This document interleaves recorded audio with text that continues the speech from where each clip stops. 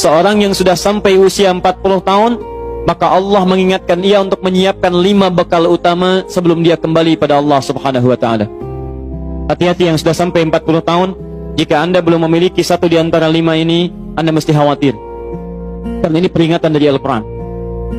Baik, 1. Qala rabbi auzi'ni an ashkura ni'mataka allati an'amta 'alayya wa 'ala walidayya. Amanat pertama, kata Allah, dia mesti memperbanyak doa kepada Allah Subhanahu wa taala agar dibimbing. Banyak doa agar dibimbing mensyukuri nikmat hidup, plus bisa meningkatkan bakti pada orang tua. 1. Rabbi auzi'ni an ashkura ni'mataka allati an'amta 'alayya wa 'ala walidayya. Perhatikan baik-baik. Ya Allah, mohon bimbing saya untuk selalu bisa mensyukuri segala nikmat yang telah Engkau berikan pada saya sekarang, 1, dan pada kedua orang tua saya. Baik, jadi kalau sudah sampai usia 40 tahun, pertama, Anda memohon doa kepada Allah untuk dibimbing terus bersyukur kepada Allah. Ini yang mau saya tegaskan. Lihat baik-baik.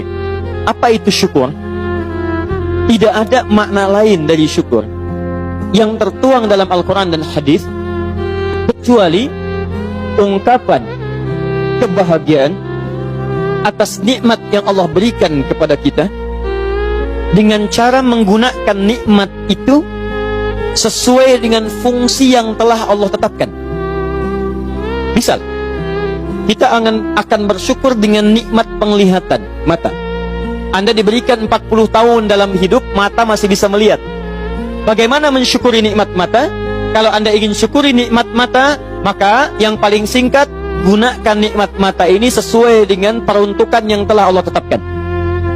Fungsi yang telah Allah tetapkan. Apa fungsi mata? Masih ingat?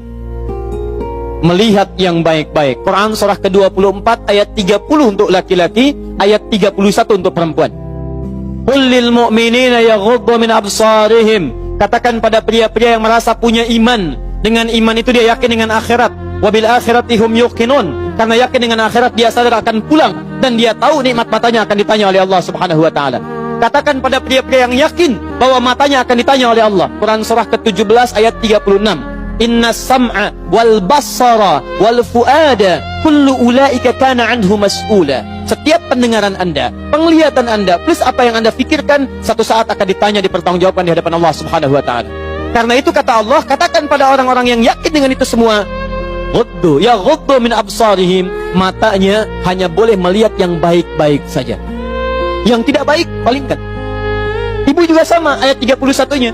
Wa kullil mu'minati yaghdudna min absarihinna. Katakan pada perempuan yang merasa yakin dengan Allah, yakin akan pulang, yakin akan ditanya, matanya hanya boleh melihat yang baik-baik saja menurut Allah. Yang tidak baik, palingkan.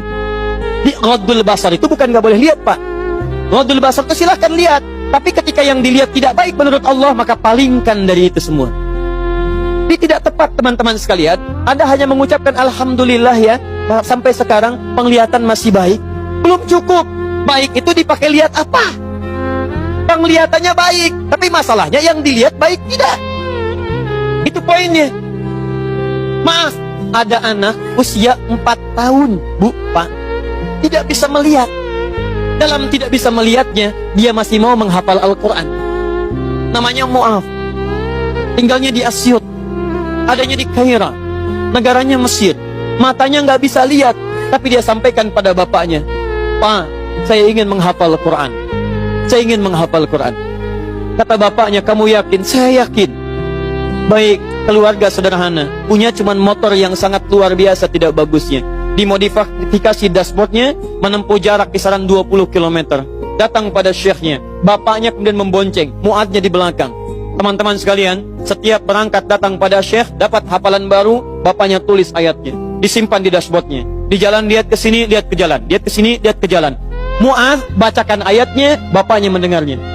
Secara singkat, tiba-tiba setelah itu fasenya berakhir, jadilah anak ini hafal Quran. Yang ngantar belum hafal Quran, yang diantar nggak bisa lihat hafal Quran. Saking mudahnya Al-Quran, yang nggak bisa lihat bisa hafal Quran. tapi bapaknya dapat pahala dari transferan anaknya. Perhatikan baik-baik. Begitu dibacakan Qurannya, bagus makhrajnya, viral kisahnya. Begitu viral di Timur Tengah, datang reporter mau wawancara. Pertanyaan pertama, kalau adinda diperkenankan oleh Allah untuk bermohon saat ini, apa yang mau dimohonkan kepada Allah? Reporter ini mengira dia akan meminta doa seperti ibunda Imam Al-Bukhari bermohon kepada Allah supaya Al-Bukhari disembuhkan dari butanya. Bu, Pak, Imam Al-Bukhari itu dulu buta. Butanya permanen. Dilahir 2 tahun ayahnya meninggal, 4 tahun buta permanen. Nanti ada satu kejadian di situ, yang dengan kejadian itu ibunya berdoa kepada Allah, anaknya menghafal Quran sampai di surat Qaf, ya, ayat ke-22. Anaknya murojaah ayat, ibunya memohon kepada Allah sambil menangis, sambil tertidur, sampai tertidur. Disitulah kemudian terjadi sesuatu yang luar biasa. Seketika Allah sembuhkan Al-Bukhari kecil, matanya bisa melihat kembali. Karena kajian kita bukan di sini, lain waktu nanti saya terangkan. Anda yang punya kitab Fathul Bari, Syarah Sahih Al-Bukhari, beli jilid pertama, kitab Muqaddimah, halaman 634, paling kiri, paragraf yang ketiga, baris 1 sampai dengan 9. Anda temukan kisahnya. Nah, reporter ini mengira, ini Mu'adz akan minta kepada Allah seperti Al-Bukhari kecil memohon kepada Allah, matanya bisa melihat lagi. Ternyata lihat baik-baik. Kalau saya diperkenankan bermohon kepada Allah dan permohonan saya dikabulkan, maka pertama, saya akan mohon kepada Allah untuk tetap membutakan mata saya sampai dengan kiamat. Ya Rabb, mohon butakan mata saya sampai kiamat. Karena dengan buta mata ini saya bisa menghafal Quran.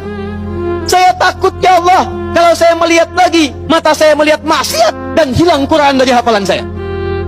Anda bisa bayangkan, anak kecil 4 tahun, mata nggak bisa lihat, digunakan menghafal Quran. Dan dia takut kalau melihat matanya dipakai maksiat. Antum dikasih 40 tahun, 40 tahun, lebih daripada 4 tahun, lebih dari 14 tahun, Anda sampai 40 tahun, dipakai mata, dipakai apa mata Anda sampai dengan hari ini? Berapa maksiat yang telah Anda kumpulkan dari mata Anda itu? Mungkin wajar, jangankan hafal, baca masih sulit, lihat mushaf masih enggan, membaca masih susah. Kalau Anda sulit berhadapan dengan Al-Quran dalam pandangan Anda, tanyakan pada diri Anda, dipakai maksiat apa mata ini selama ini?